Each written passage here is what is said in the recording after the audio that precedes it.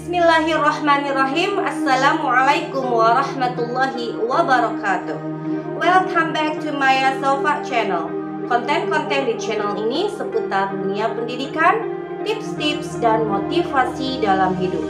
Jadi jangan lupa klik like, comment, and subscribe ya.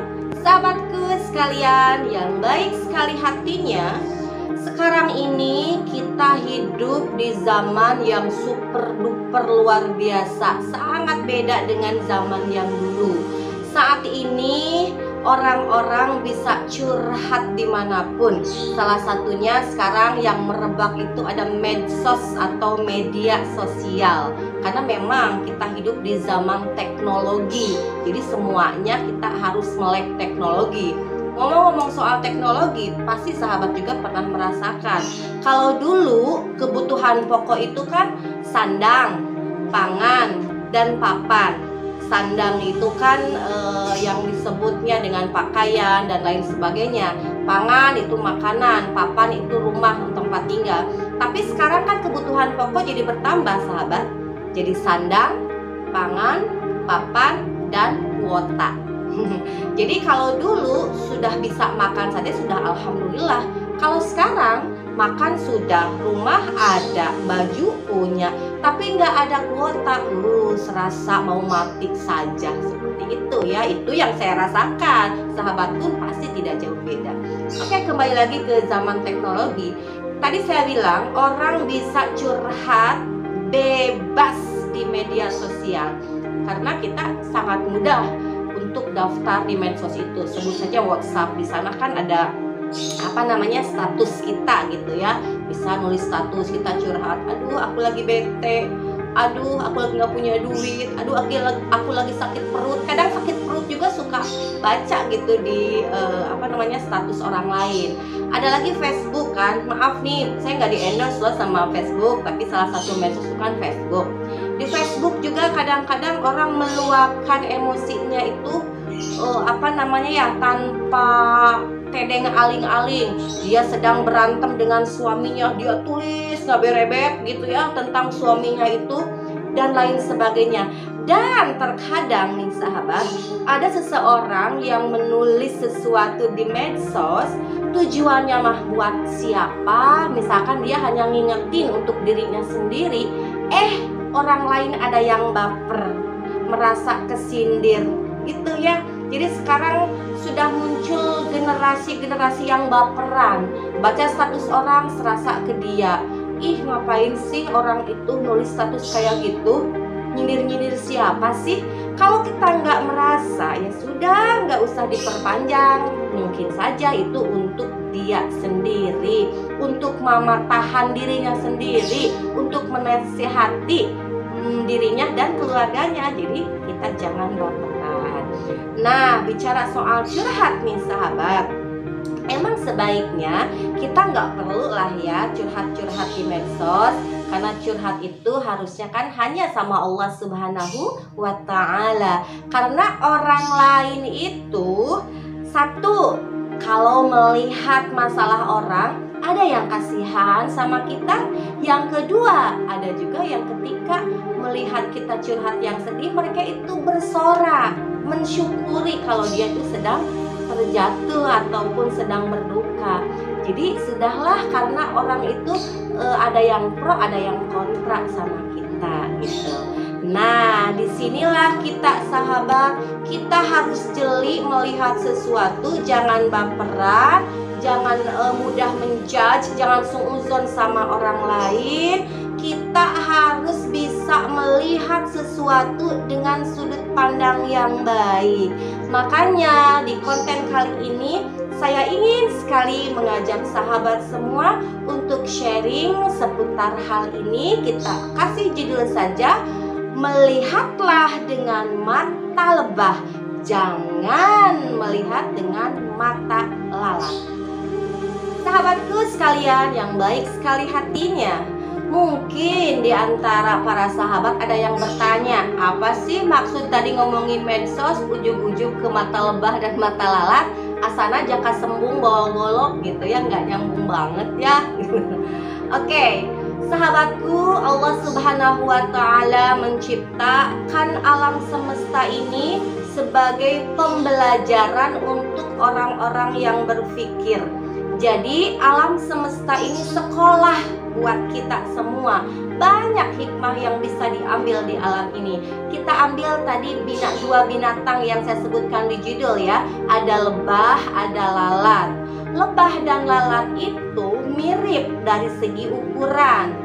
Mereka sama-sama bisa terbang ya. Ukurannya kecil, sama-sama bisa terbang juga. Oke. Terus ada perbedaannya tidak? Oke, kita lihat ya sahabat.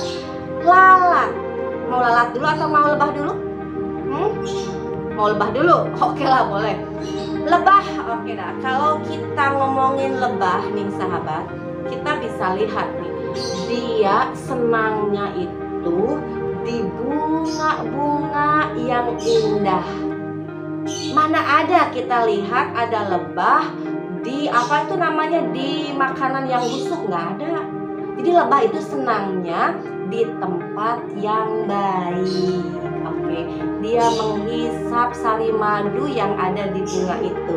Apakah bunga merasa dirugikan? Tidak sahabat.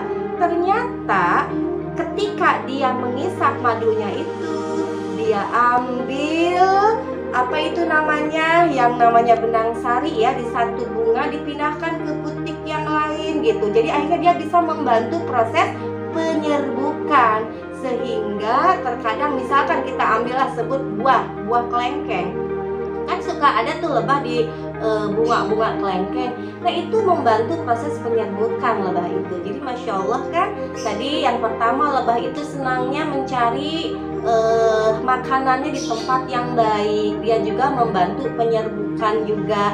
Terus selanjutnya kita lihat nih, ketika ada satu lebah kita ganggu, maka yang lain akan bergerombol untuk menggigit kita. Jadi gotong royong lebah itu sangat luar biasa sahabat. Terus apalagi sahabat? Lebah itu ternyata hidupnya sangat teratur. Bisa kita lihat dari sarangnya. Kalau kita melihat sarang lebah, Masya Allah, luar biasa sekali kan sahabat. Bentuknya sangat teratur. Terus apalagi? Lebah itu merupakan merupakan makhluk yang suka bekerja keras, pantang menyerah. Nah itu lebah. Oke, kita bandingkan dengan lalat ya sahabat. Kita tahu lalat itu senangnya di tempat-tempat yang jorok. Dia tidak punya tempat tinggal seperti lebah. Ya kan sahabat? Kadang lalat itu tidur di tumpukan sampah. Kalau lebah kan tidurnya di sarangnya. Terus dia senangnya nyari makanan-makanan juga yang busuk. Maaf, bahkan kotoran manusia pun dia sangat senang. Jadi mana ada ketika kita simpan bunga, kita simpan makanan busuk, lalat akan tertarik sama yang mana sahabat?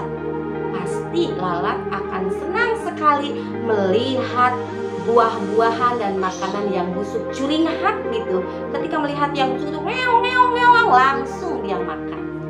Terus apalagi ketika ada makanan yang terbuka di meja, ada lalat, lalat itu akan bertelur di sana, sehingga kadang di makanan suka ada bintik-bintik yang putih ya. Oke, saya juga pernah nih sahabat, ini pernah membeli salah satu makanan, sebut saja apa tuh makanannya, kayak sop buah gitu. Mungkin di sop buahnya itu si emangnya nggak nutup gitu ya, jadi udah dipotong-potong, buah-buahannya disimpan, ada 10 buah, belum ada yang beli, kebetulan saya beli. Terus dia kasih susu, kasih apa, dan ketika saya buka di rumah itu di dalamnya itu banyak sekali telur-telur lalat. Oke, kan kalau kita makan bisa sakit perut, ya kan sahabat, bisa menimbulkan penyakit. Jadi lalat itu dia senang di tempat yang kotor, makanannya dia juga makanan dari yang kotor-kotor, bukan yang baik, dan akhirnya dia akan menyebarkan penyakit dan keburukan. Nah, gitu sahabat. Kenapa tadi saya ngambil judul itu? Kita harus melihat dengan mata lebah, jangan melihat dengan mata lalat. Seperti itu. Karena kalau lebah senangnya melihat yang baik, kalau lalat senangnya melihat yang buruk. Di medsos pun sama. Kalau ada orang yang alhamdulillah saya sudah kebeli sepeda motor baru, ya sudahlah, abaikan. Mungkin itu kebahagiaan, bukan buat dia yang membuat status. Kita jangan sampai jadi kita negatif terus sama orang itu ya. Jadi saya mengajak sahabat, mari kita coba melihat semuanya dengan kebaikan, jangan melihat keburukan dari orang tersebut ya. Sahabatku sekalian yang baik sekali hatinya, Rasulullah Shallallahu Alaihi Wasallam bersabda, "Masalul mu'minun masalun nahlah, la ta'kulu illa tayyiban, wa la tad'u illa tayyiban." Kata Rasulullah Shallallahu Alaihi Wasallam, seorang muslim itu seperti sekumpulan lebah.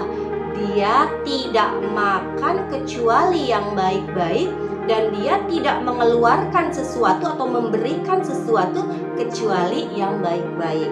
Hadis riwayat At-Tirmizi dan Ibnu Majah. Jadi kalau kita mengaku sebagai seorang mukmin yang taat, yang patuh pada perintah Allah dan Rasulullah SAW, kita harus bersikap sebagaimana yang lebah lakukan, sahabat. Karena Rasulullah SAW sudah membuat perumpamaan mukmin seperti lebah gitu. Terus tadi kalau di medsos itu kan terkadang kita tidak sengaja menyakiti orang-orang. Ingat ya sahabat, lidah itu kan tidak bertulang, dan lidah itu lebih tajam dari goresan pedang. Kadang-kadang dengan kata-kata itu lebih menyakitkan dan lebih awet rasanya. Kalaupun seseorang memaafkan dan kita merasa menang, tapi kita hanya menang sementara saja, karena bekas-bekas dari kata-kata kita itu akan lama hilangnya. Seperti yang dikatakan oleh Rasulullah Shallallahu Alaihi Wasallam, "Al-muslimu man salimal muslimuna min lisanihi wa yadihi." Jadi seorang muslim itu tidak boleh menyakiti orang muslim lainnya, baik dengan lisannya ataupun dengan tangannya. Jadi kita harus gotong royong seperti lebah gitu. Ini hadis diriwayatkan oleh Bukhari dan Muslim. Sahabatku sekalian yang baik sekali hatinya, tadi kita lihat juga ya, coba kalau sahabat ingat-ingat lalat nih, dia sering gak bergerombol dengan temannya? Oke, mungkin sahabat bilang, oh sering, saya pernah lihat di bekas mangga yang saya makan banyak lebah yang berkerumun. Oke, bisa-bisa saja berkerumun, tapi mereka sebenarnya berpencar. Setelah itu mereka pergi kemanapun gitu, bebas tidur dimanapun. Dan mereka tidak ada, misalkan ada satu lalat yang kita pukul, lalat lain membantu enggak menggigit kita? Enggak, sangat beda sekali. Jadi jadilah seorang mukmin yang bersikap seperti seekor lebah atau seperti sekumpulan lebah yang selalu bahu-membahu, gotong royong, pekerja keras dan lain sebagainya. Kita harus melihat saudara-saudara kita, harus melihat, oh apakah sahabatku butuh pertolongan, oh apakah saudaraku butuh pertolongan. Harus bisa melihat itu. Jadi jangan sampai kita punya mata tapi kita tidak bisa melihat. Ada tetangga kita yang menangis, ngegeling karena nggak punya beras, kita pura-pura tidak tahu kalau sahabat kita kelaparan. Atau kita beli apa-apa yang mewah-mewah, tapi kita tidak melihat bahwa tetangga kita sedang misalkan banyak yang sakit, keluarganya itu butuh pertolongan. Kita tidak punya hati. Jangan sampai seperti itu sahabat. Bermata tapi tak melihat, bertelinga tapi tak mendengar, bermulut tapi tak menyapa, berhati tapi tak merasa, berharta tapi tak sedekah, berbenda tapi tak berzakat, berilmu tapi tak beramal, berjalan tapi tak terarah. Nah, jangan sampai seperti itu.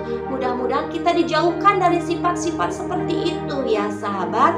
Pasti sahabat pun setuju dengan perkataan saya. Jadi marilah kita berusaha melihat segala sesuatu dengan mata lebah, jangan menggunakan dengan mata lalat. Sahabatku sekalian yang baik sekali hatinya, itulah yang bisa saya sampaikan di sharing kali ini. Dan saya sekali lagi mengajak sahabat semuanya, marilah kita melihat segala sesuatu dari sudut pandang yang baik. Jangan pernah suudzon, jangan pernah berburuk sangka pada siapapun. Karena kata Allah Subhanahu wa Ta'ala juga dalam Al-Quran surat Al-Hujurat ayat 12, Allah mengatakan bahwa hindarilah prasangka buruk, karena sesungguhnya prasangka itu adalah dosa. Silakan sahabat bisa ngecek dalam Al-Quran surat Al-Hujurat ayat 12. Dan marilah kita berusaha seperti yang diperintahkan oleh baginda Nabi kita, yaitu Nabi Muhammad SAW, bahwa seorang muslim itu atau yang namanya muslim ini itu harus bertingkah selayaknya lebah, melihat yang baik, menciptakan sesuatu yang baik-baik, bergotong royong, bekerja keras. Mudah-mudahan kita semuanya bisa seperti itu. Hanya itu sahabat yang bisa saya sampaikan. Hasbunallah wa ni'mal wakil, ni'mal maula wa ni'man nasir. Mohon maaf atas segala kesalahan dan kekurangannya. Akhirul kalam, wassalamualaikum warahmatullahi wabarakatuh.